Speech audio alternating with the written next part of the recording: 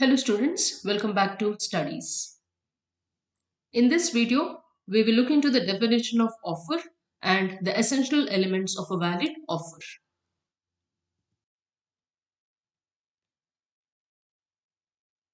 Offer is defined in section 2 subsection A of the Indian Contract Act as under.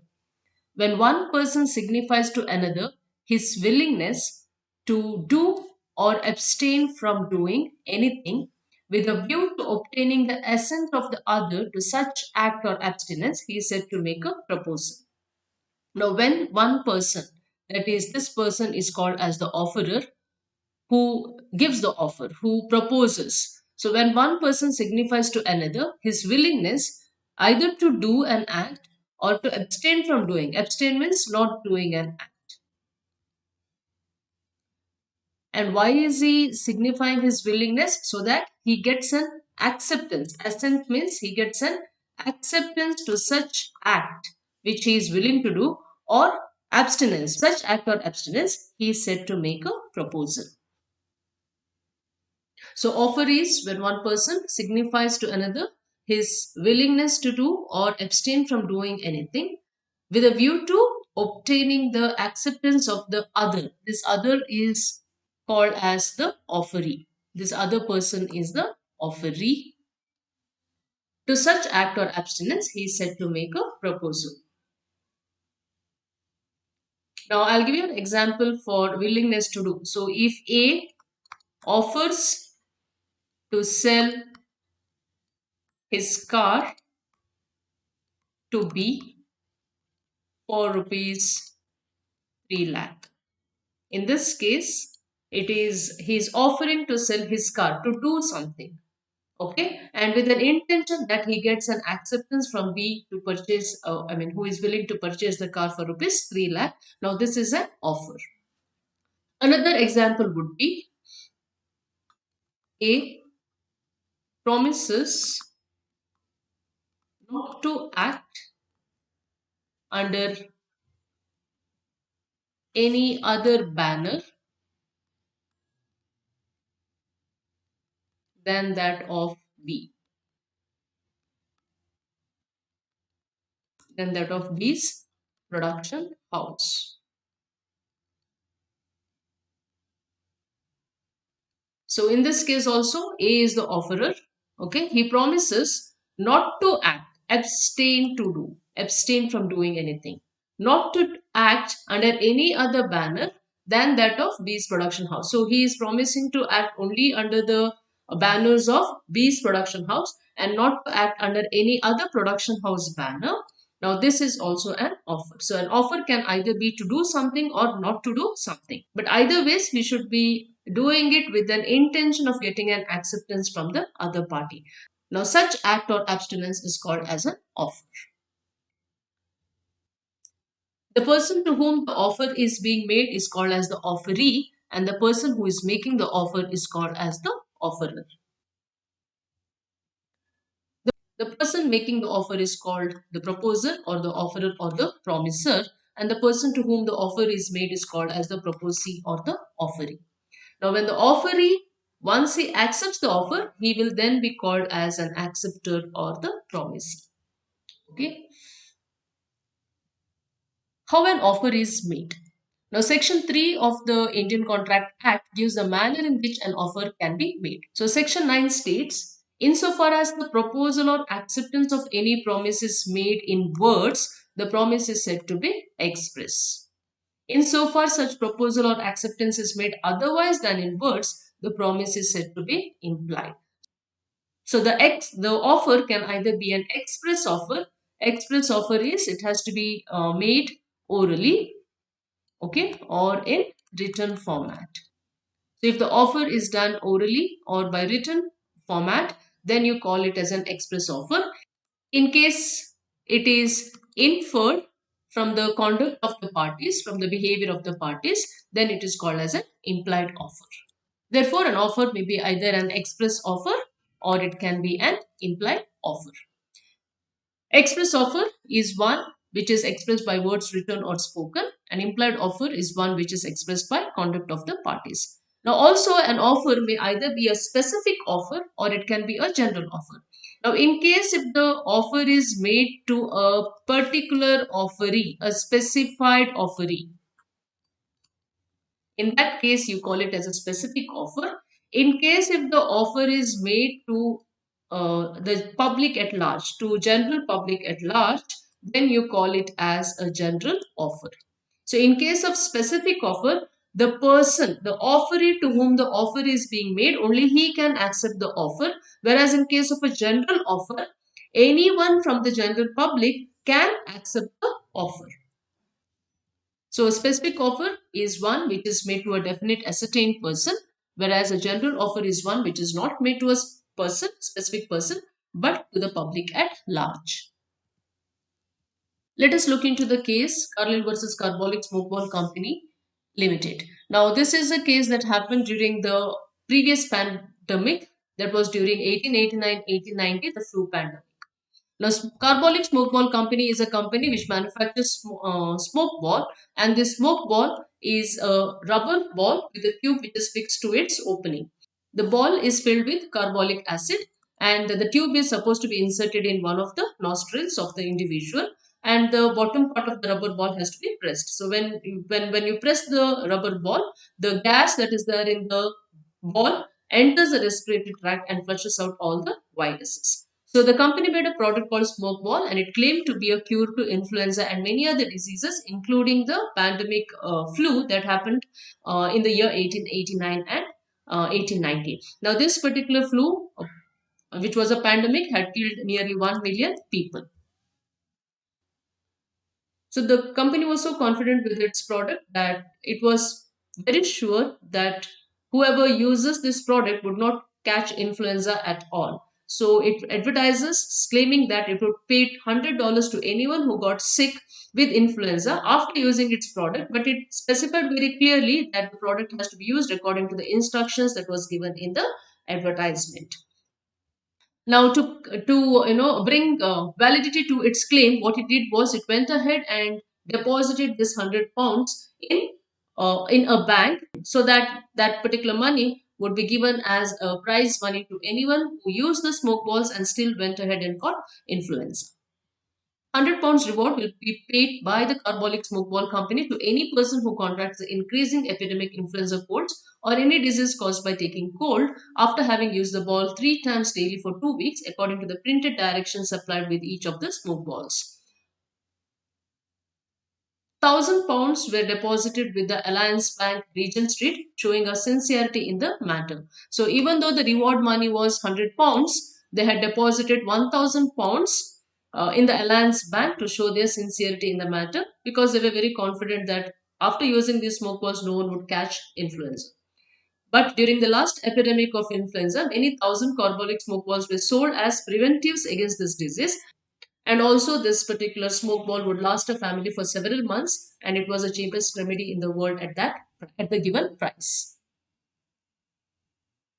Now, one Mrs. Carlyle, believing in the accuracy of the statement made in the advertisement, what she did was she went ahead, purchased the smoke balls, used it as per the directions that was given in the packet from mid-November 1891 until 17th January 1892. But she contracted influenza even after using the smoke balls. But the company refused to pay the £100 reward money to Carlyle on the grounds that it said it was just advertisement gimmick, and it had no intention of paying any reward to an individual who used the smoke balls but still went ahead and contracted influenza. Carlyle later approached the court of law and filed a case against Carbolic Smoke Ball Company. This case is important as it lays down the following principles. One, this particular offer is made to the general public. As such, it is not a specific offer, it is a general offer. The advertisement was a unilateral offer, general offer to the entire world. Second thing is the satisfying conditions for using the smoke ball constituted acceptance of the offer. As soon as Carlyle purchased the smoke balls and used it as per the directions given in the advertisement, that means to say she has accepted this general offer.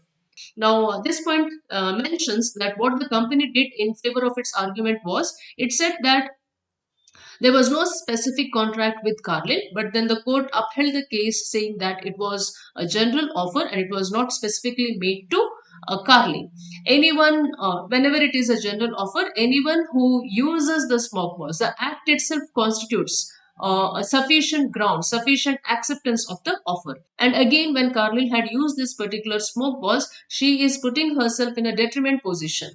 Okay, and that is sufficient ground, so that is sufficient consideration for the contract. And again, because of this advertisement, many people rely on this advertisement, to purchase the smoke balls, and thereby it is a clear benefit to the carbolic company. So the performance of the conditions is acceptance of the offer, and no specific express acceptance need be done by company. As such, whenever an advertisement is given, it is just a puff. It is just, to increase the sales of the company. But in this case, what the company had done is it had gone ahead and deposited a certain amount of money in the bank, which showed the sincerity of the promise. So it was definitely having this intention of paying the reward money.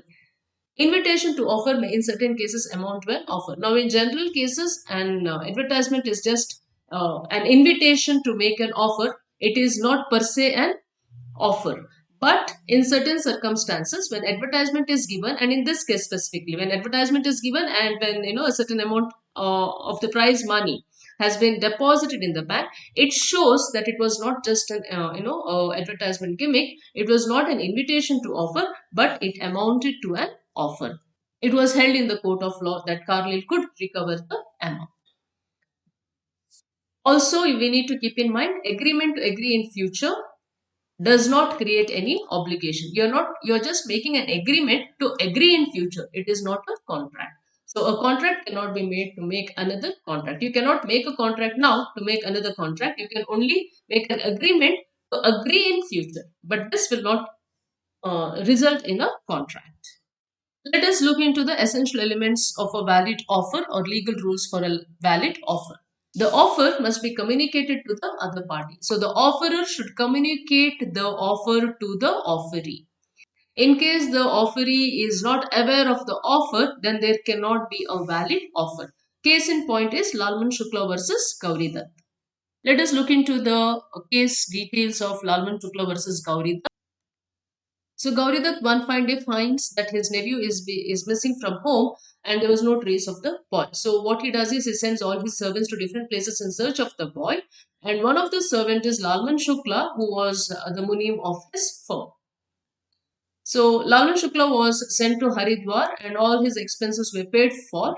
And once Lalman Shukla leaves to Haridwar, Gauridat then issues handbills offering a reward of rupees 550 to anyone who finds the boy as a reward.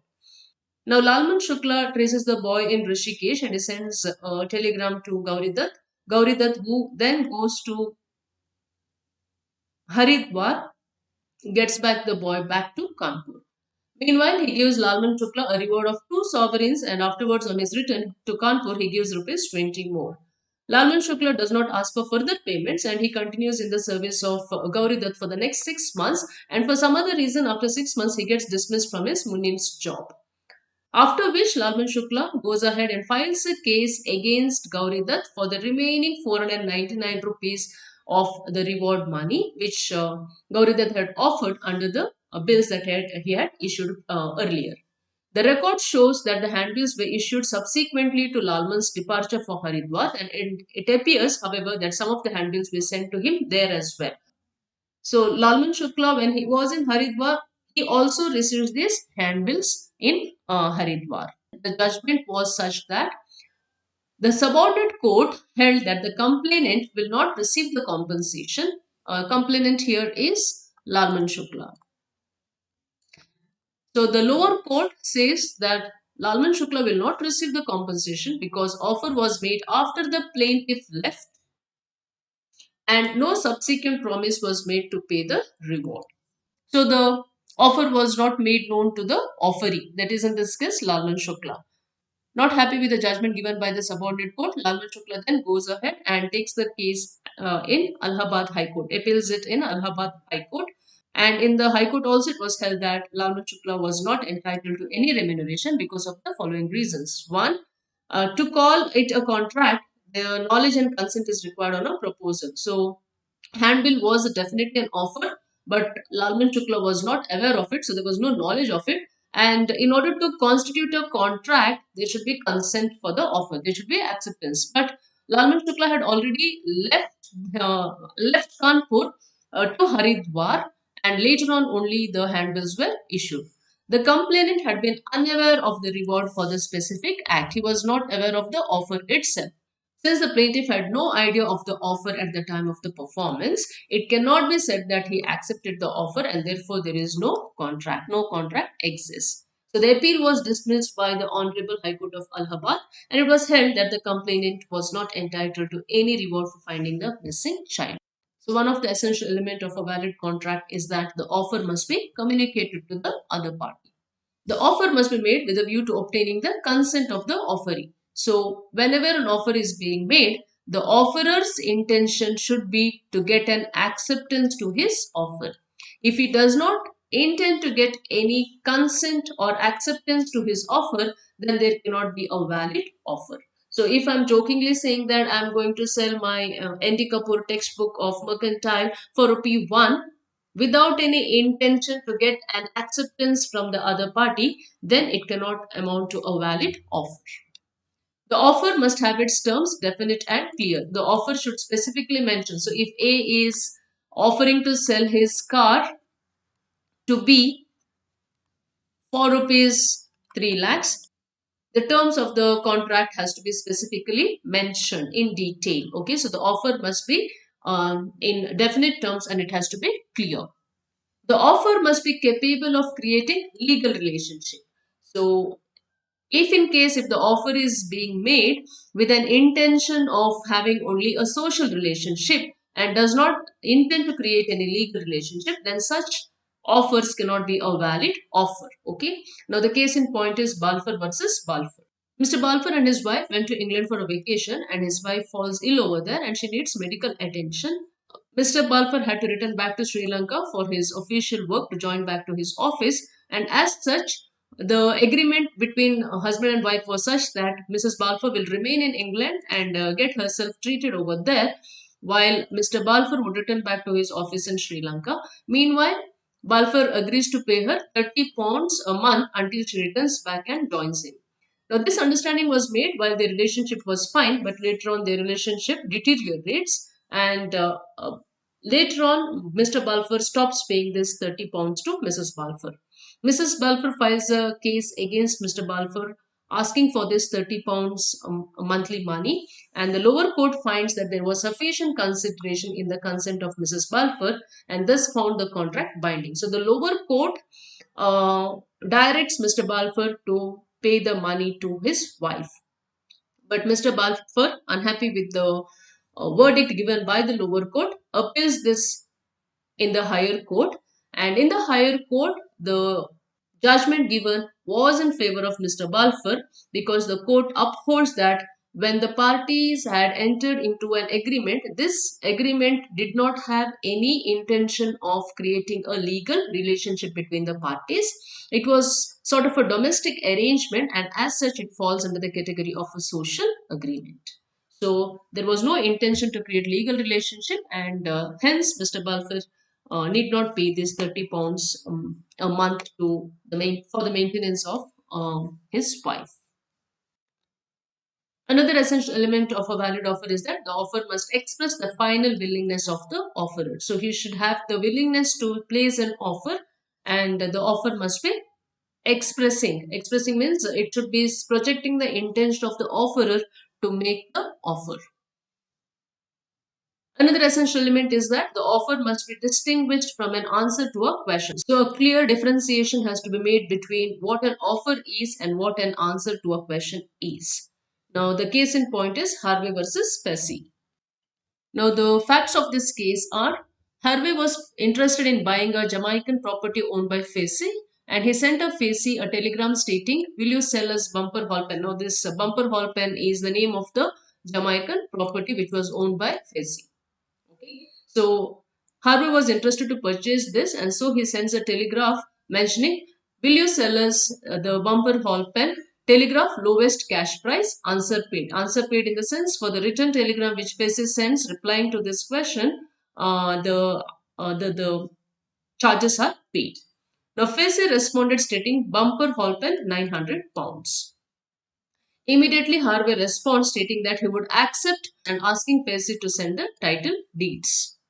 Now, Facey then stated he did not want to sell, wherein Harvey brings a case against Facey for breaching the contract. Now, Harvey sued stating that the telegram was an offer and he had accepted it. Either ways, it was held in the court of law that when Harvey had sent a telegram stating, "Will you sell us bumper ball pen, telegraph lowest cash price?" And when Facey had responded stating bumper hall pen £900, this particular response was only to the second part of the question, that is, what is the lowest cash price for the property. He did not give any acceptance to the first question that was mentioned. Okay, so silence cannot be acceptance.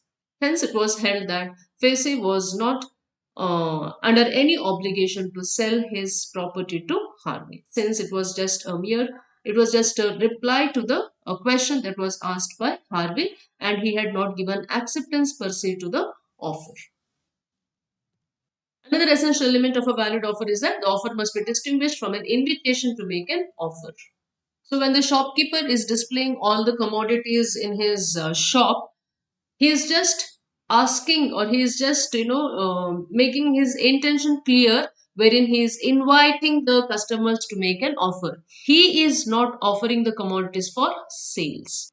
So when the customer goes into the shop, picks up a particular product and shows his interest to purchase, he is making an offer, and then it is left to the shop owner whether to accept that offer or not. Okay, so just mere display of commodities in the shelf, with its marked price mentioned, then definitely it is just an invitation to make an offer, and as such it is not a offer. The offer must be distinguished from an invitation to make an offer. The offer should also be distinguished from an announcement. So if an announcement is made that a particular auction will be held at a particular destination, then it is just an announcement and it in no ways amounts to an offer. So on that particular day, if someone goes over there, and then the auction gets cancelled, definitely he cannot bring a suit against the offerer. Also, the offer must be distinguished from mere statement of intention. Just saying that, I'm willing to sell my property for such and such price, it is just a statement of intention. There is no specific offer. The offer may be made to the world at large. As I already told you, the offer need not always be a specific offer, it can also be a general offer. An offer may be positive or negative. So, an offer may be either to do an act, or it can be for not doing an act. So an offer can either be a positive one or it can be a negative offer. Then the offer should not contain any term, the non-compliance of which amounts to acceptance. If I don't hear from you, or if you do not reply to my offer, then I will assume it as acceptance. Definitely not. It will not amount to a valid offer. So the offer should not contain any term, the non-compliance of which amounts to acceptance. The offer can either be an express offer or it can be implied from the conduct of the parties, and two identical cross offers do not result in a contract. So what are cross offers? When two parties make identical offers. So I am making an offer saying that I am willing to sell my Andy Kapoor textbook for rupees 300, and the other party offering me his book of Andy Kapoor for rupees 300. In this case, two offers are identical offers, and as such it turns out to be only cross offers. Cross offers will not result in a contract. Okay. So when two parties make identical offers to each other, and each of the parties are ignorant of the other's offer, then the offers are cross offers. As such, it does not amount to a contract. Next, an offer may be conditional. So you can place a conditional offer. Offer can be made with conditions. If in case if the offeree does not want to go ahead with this, if he is not happy with the conditions, he always has the right to reject it. So an offer may be conditional offer, and the offeree is not bound to accept the offer in case if he is not in favor of the conditions. That's all for now, students. Hope you all had a pleasant learning experience. See you all in the next